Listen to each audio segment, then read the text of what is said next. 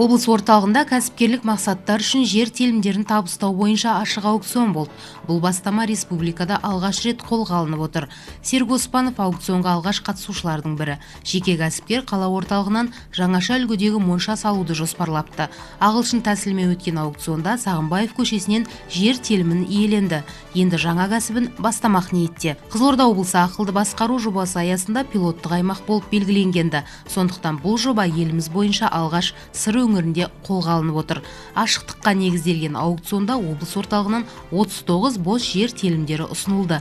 Бастамаға көпшіліктің қызығушылығы зор. Бірінші мәрте ұйымдастырылғанына қарамастан 70-тен астам кәсіпкер қатысты.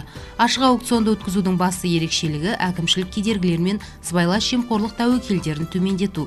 Алдағы уақытта аукцион орталық базасында онлайн режимде тұрақты түрде өткізіліп тұрады.